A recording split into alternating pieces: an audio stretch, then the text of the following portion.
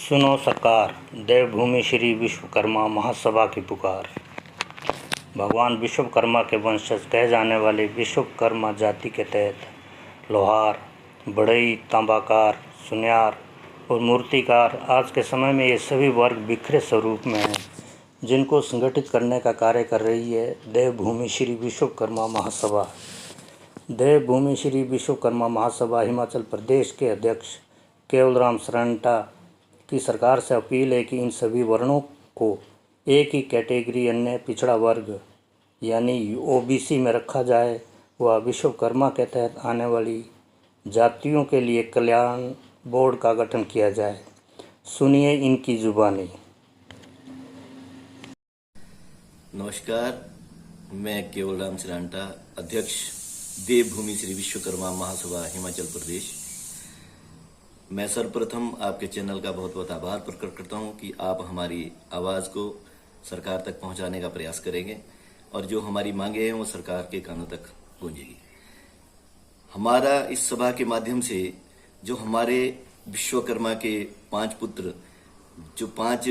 अलग अलग वर्णों में अलग अलग कार्य में सम्मिलित हुए हैं, जिसमें हमारे लोहकार हैं, काष्ठकार है, ताम्रकार है, मूर्तिकार है और स्वर्णकार है, इन सभी जातियों का हमारा जो बिखरा स्वरूप है उसमें हमारी ये सभा उन सभी लोगों को संगठित करने का कार्य कर रही है। अभी पूरे हिमाचल प्रदेश में अभी 4 जिलों में, हिमाचल प्रदेश के 4 जिलों में हम कार्य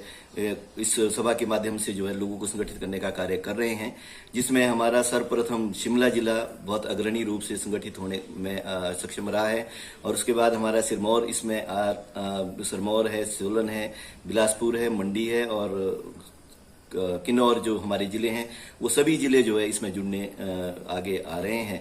हमारा जो मुख्य उद्देश्य था वो यही था कि सबसे पहले, क्योंकि हमारी जो जाति है वो अल्पसंख्यक है और बहुत कम हमारे जो जाति के लोग हैं वो गाँव में बसे हैं, उन सभी जातियों का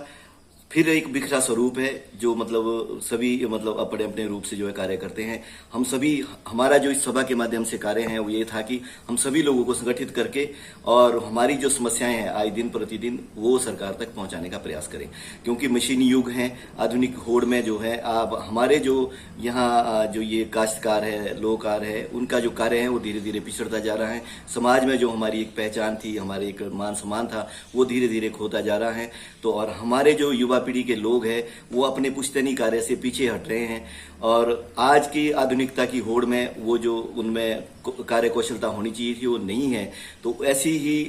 कारण से जो है हमारे जो आज के युवा लोग हैं वो इस कार्य से पीछे हटते हुए बेरोजगारी की ओर ज्यादा अग्रसर हो रहे हैं। तो हमारा एक प्रयास ये भी था कि हम युवाओं को संगठित करके उन्हें स्वरोजगार के अवसर प्रदान करें, पुश्तैनी कार्य से जोड़ने का कार्य करें। उसके लिए हमारी सरकार के साथ त्रिसूत्रीय मांग, हम 3 मांगों को लेकर सरकार के सामने आगे जाने का प्रयास करेंगे। उसमें हमारी जो पहली मांग थी वो ये थी कि सरकार द्वारा हमारी जातियों को ही 3 वर्गों में वर्गीकृत किया है, जिसमें हमारी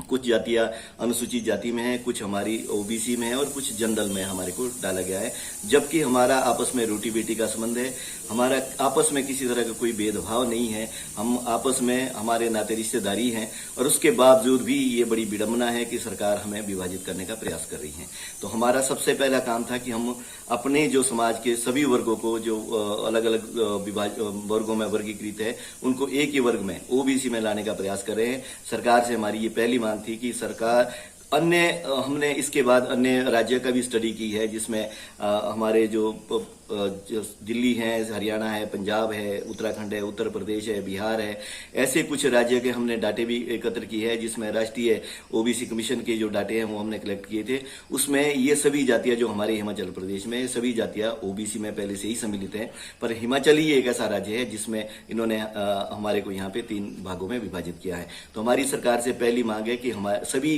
जितने भी हमारे विश्वकर्मा वंशज है उनको एक वर्ग में ओबीसी में ही सम्मिलित करें। और उसके बाद हमारा सेकंड जो मांग थी वो ये थी कि हम भी